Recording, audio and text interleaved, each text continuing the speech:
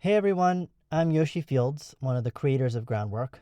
I'm usually behind the scenes editing and producing all the episodes, and you might have also heard me in a couple of stories this season. I did the first episode where we looked at the current protest movement in Israel and the place of Palestinian rights in that movement. I also did an episode called Echoes of Home. It's a story about a guy named Wasim and his journey through war and violence from a refugee camp in Syria to Gaza to the West Bank. In each of those places, he finds a unique Palestinian struggle and identity, and in each of these places, he tries to figure out how he fits in. So if you haven't already, check those stories out along with all of our previous episodes. This week, we're featuring a story from a different show, a show called Unsettled, which I also actually worked on as a producer when it was just starting. The podcast Unsettled features difficult conversations and diverse viewpoints on Israel-Palestine and the Jewish diaspora. Highly recommend. And today we're going to play an episode of theirs. Groundwork will be back in a week with our own Groundwork episode. But for now, I'll give you The Calderons Are Unsettled, Part 1. My name is Asaf, and I am one of the producers here at Unsettled. You haven't heard from me in a while, so let me reintroduce myself. I was born in Israel in 1991, and my parents raised me as a Zionist. For them, Zionism means a commitment to the idea of the Jewish state, even if it doesn't mean that they support the government or the 1967 occupation. My parents raised me to think critically, to pursue justice, and to fight against injustice, even if it means going against what most people consider normal. But there were always some things that were beyond the pale, things that we did not talk about. As I developed my own political understanding, I started to examine these taboo topics, and I realized that even though our core values remain the same, there is now a deep ideological rift between me and my parents. In this episode of Unsettled, I sit down with them to discuss that. This is Asaf Calderon, and you're listening to Unsettled.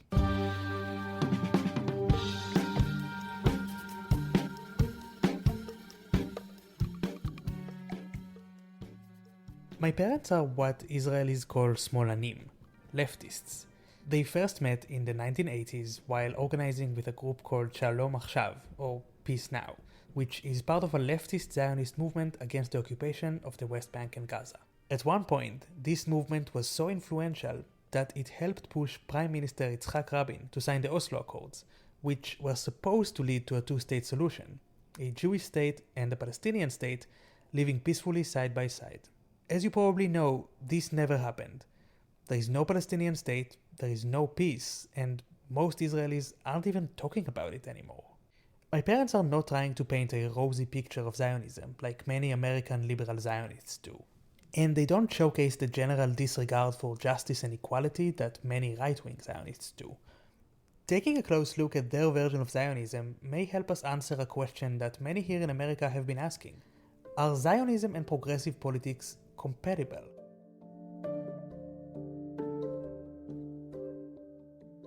So, last summer, my parents, Nissim and Rivka, came here to New York to visit me, and finally I asked them to sit down and record this discussion. It was easier to get my dad to do it. It took a bit longer to convince my mom, but eventually she relented. We sat down in their Airbnb and talked it through. This ended up being pretty long, so we split it into 2 episodes, and what you're about to hear is part 1. In part 2, it gets a little bit more heated. But at the beginning of our discussion, we talked about how my parents got to where they are. Their childhood, their military service, and the political activism that eventually brought them together.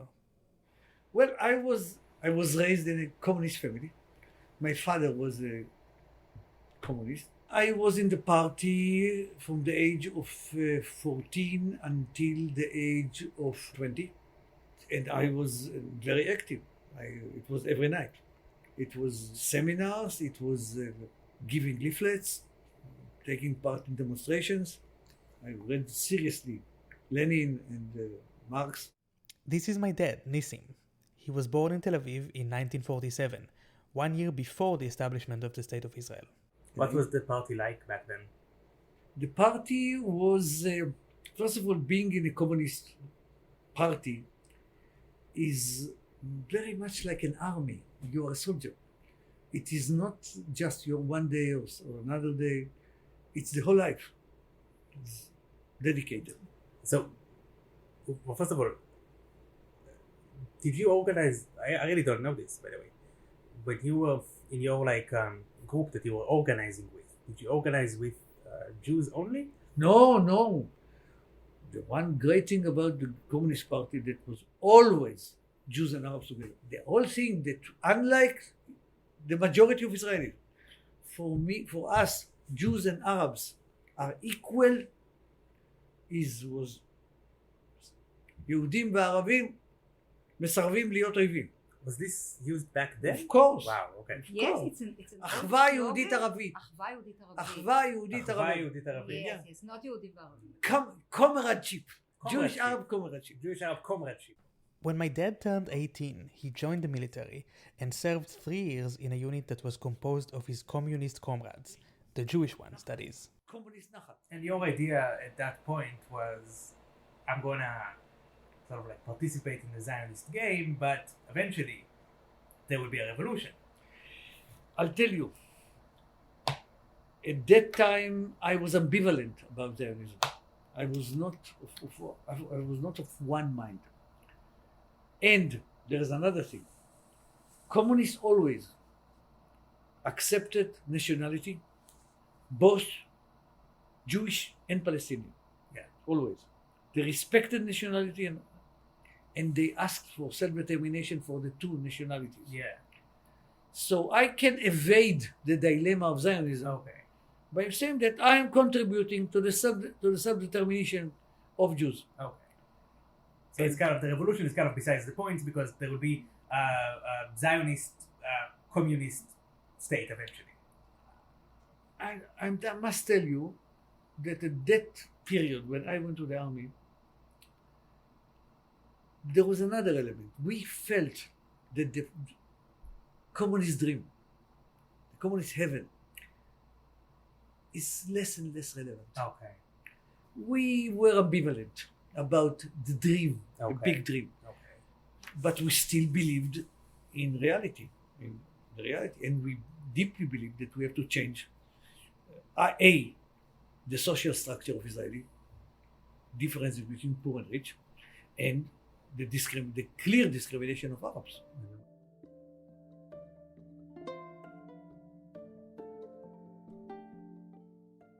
And what happened in the army? You served during the war. Yes, 6-7 but the war, war. yes, the 6-7 war, we were in Yad Hana, and it is the narrowest part of Israel, Yeah.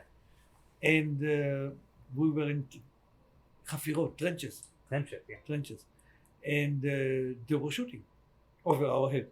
We didn't shoot, they was over our head. But the thing that you got jaundice. Yeah, but this is has nothing to do with the war. It wasn't. No. I always imagined that you got it in the trench. No. Army is a dirty place. All armies are dirty. And I'm telling you, the fear that I have from a bullet that the Jordanians will shoot at me was not even 1% from the fear that I was from my commander, that he Yeah. will give me orders. I mean, that's if you look at how people actually die in the military to this day, it's usually not from enemy bullets. It's usually from Accidents. from dehydration, from suicide, from illnesses, and from negligence. Making the human being a soldier is dehumanizing, really. To prepare you to kill and to be killed is dehumanizing. And this is the price that human beings are paying for military, that even the needed military, for defense. But it's a deep, terrible price.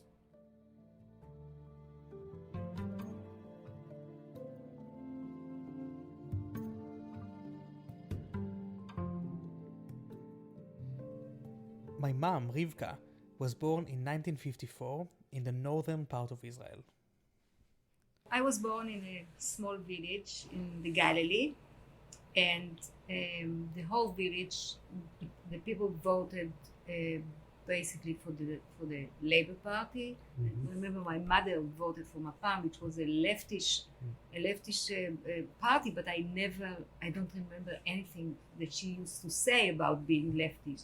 So I guess it was a kind of fashion or whatever. People from the other kibbutzim came and told us what to vote for. So I guess that's what she voted. But what kind of community was it? It was Moshav Shitufi, that's the name of the community.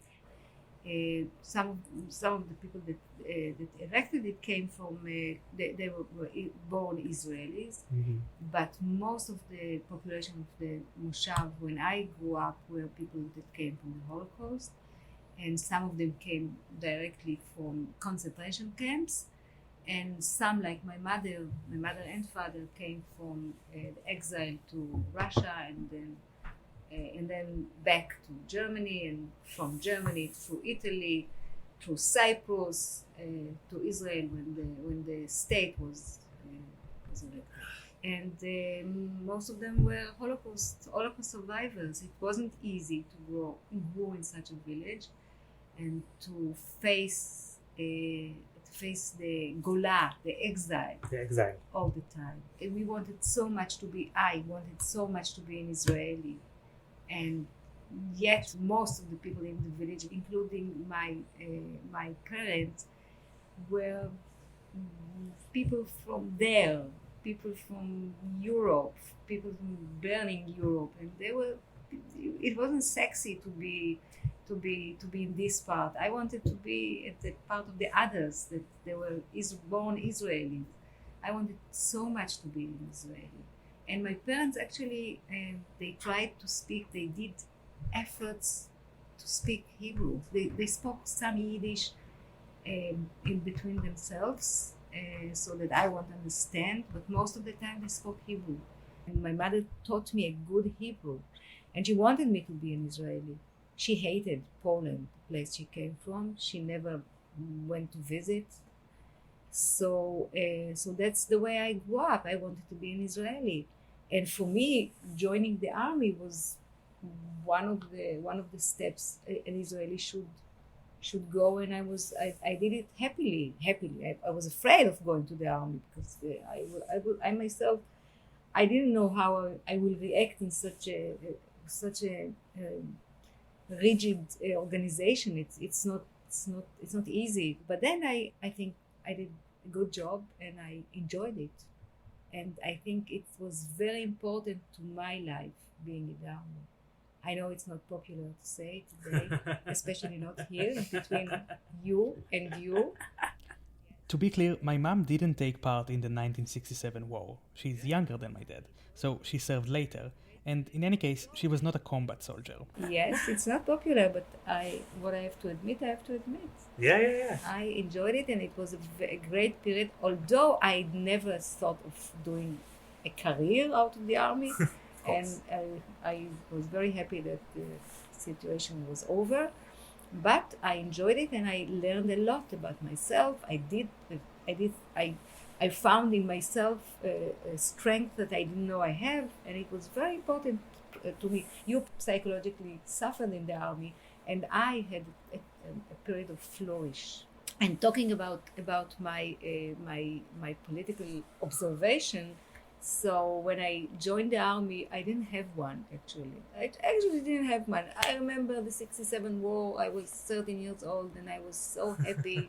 And I went to the Kotel, and I went to the places, to Bethlehem, and all the rest of the occupied territories. And I enjoyed every minute. And I was part of the Israeli glory. I didn't have any doubt. And when I joined the army, I didn't have any opinion that was different from the most of the Israelis. But then I met in the army some intelligent, I remember a friend of mine from Jerusalem, and she was the first one that started to talk politics with me, and I suddenly realized what a frigid situation we live, and it was the first time I understood that we are actually occupying lands Not Asaf. I'm talking only of what after '67. I never thought that we don't have a right to be here. And since then, I started. I was interested more and more. And I remember when I released from the army, I started to vote for the left.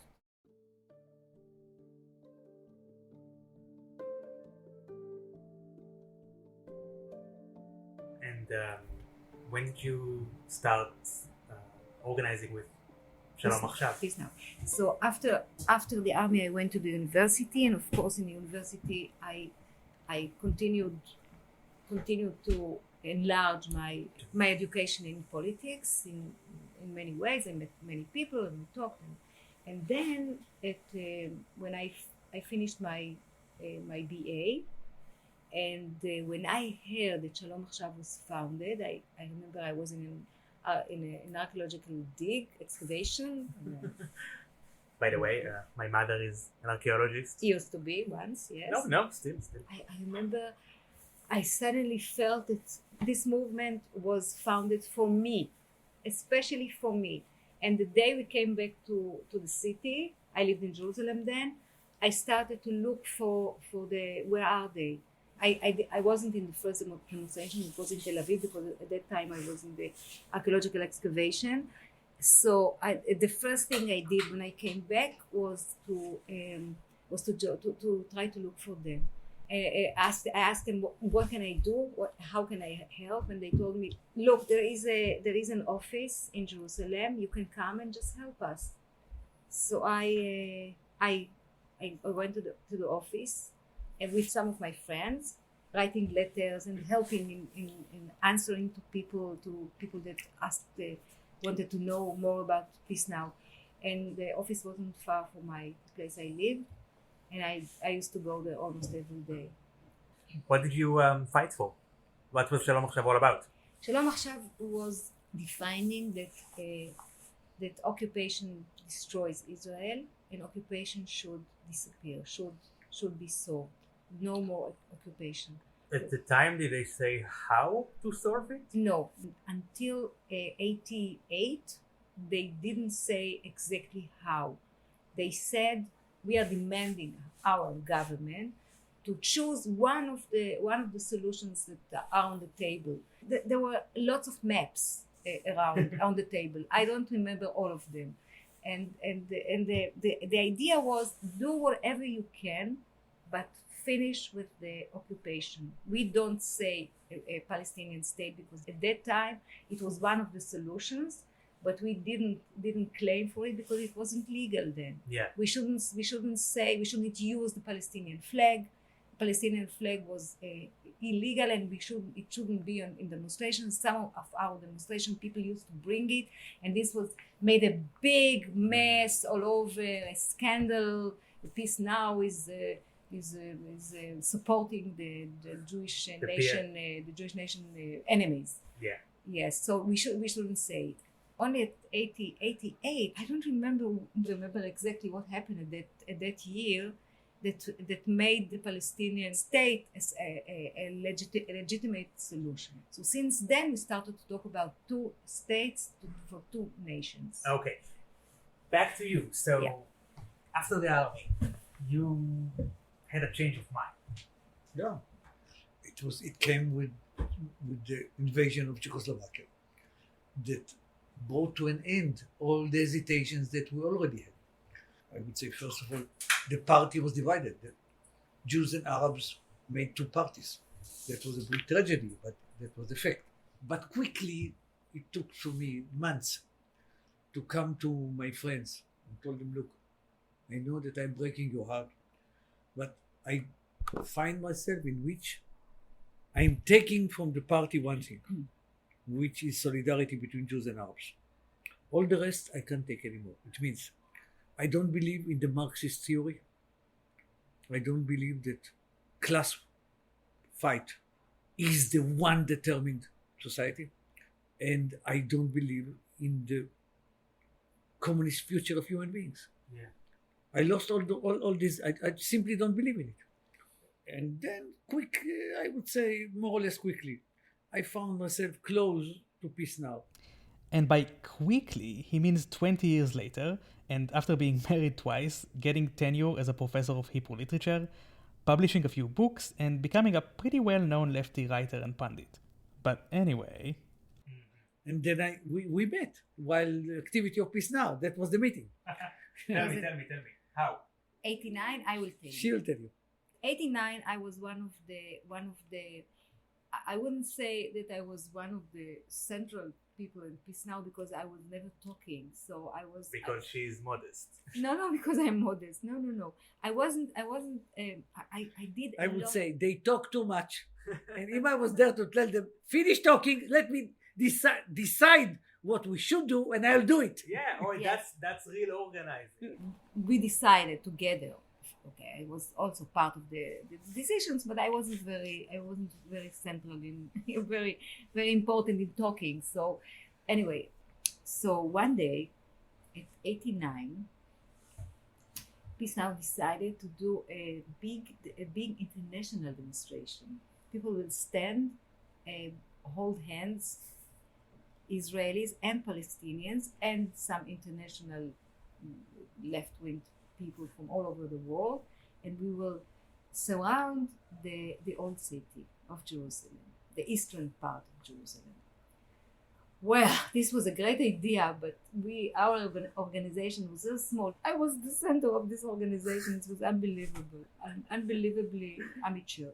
So I remember sitting with a woman that came from Tel Aviv. We were talking about people that can help us, this and this and this. And she mentioned the Abba's name, Nissim Calderon, and of course I knew the name because he was famous, because he wrote books and he was famous in his in the left-wing world. He was famous, relatively famous. So she said, yeah, he can help.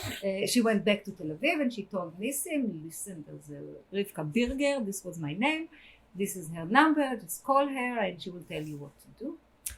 I called Abba, and I had the feeling that it has nothing to do with organizing the demonstration. We met at a cafe Atara in the center of Jerusalem, and we knew immediately that something is, and we didn't talk about organizing the demonstration, not at all. From him, I understood nothing will come out for the demonstration, but maybe for my life.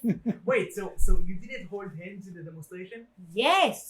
Yes. Okay, wait a minute.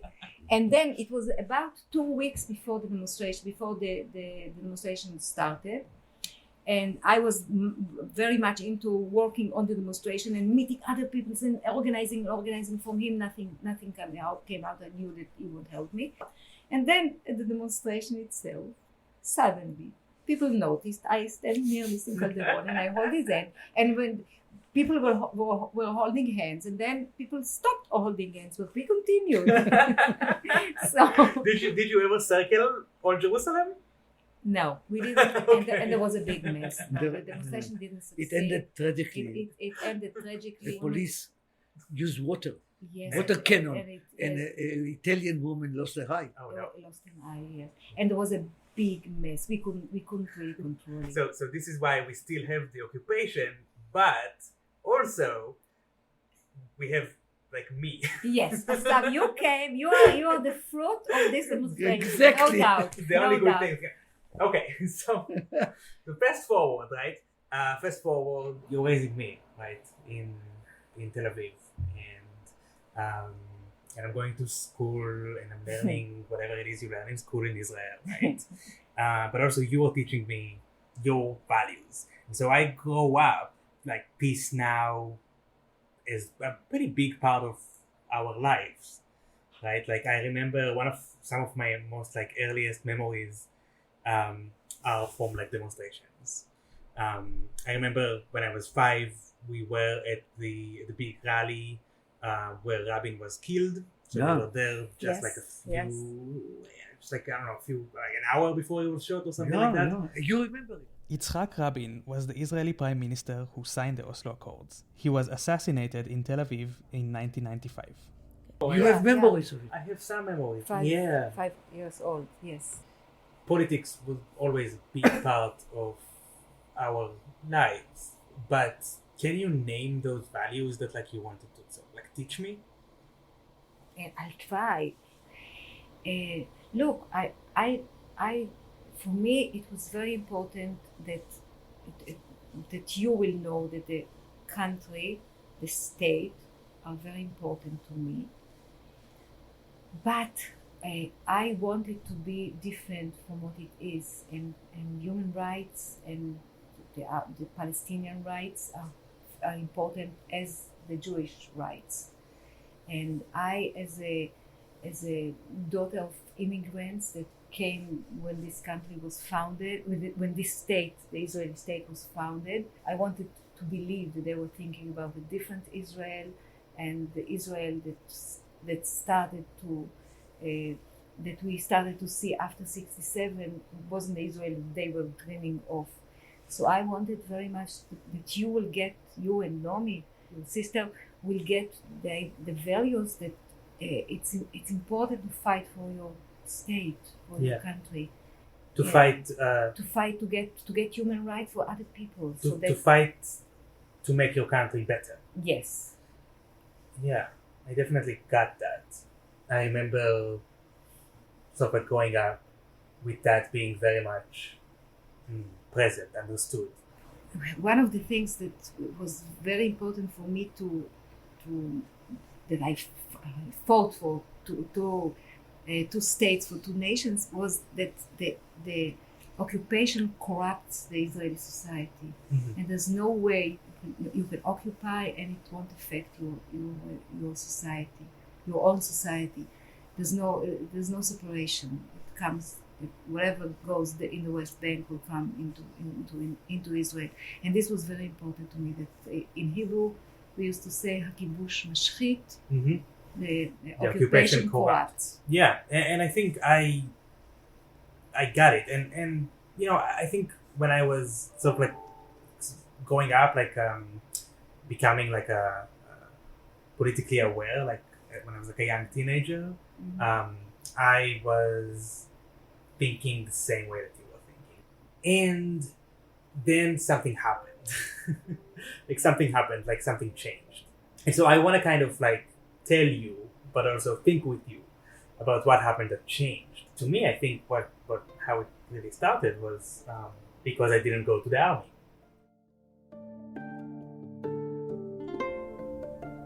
My parents and I pick up the conversation in part 2, which you'll find on the Unsettled feed right next to this episode. We talk about the 1948 war, the right of return, and what we want for the future. We took everything by force. No, but We had a strong army, that's why we won the war. And we have the right, It's different. because Jews could not exist any other place. They would be terminated. Heads up, that's when it gets a little bit heated.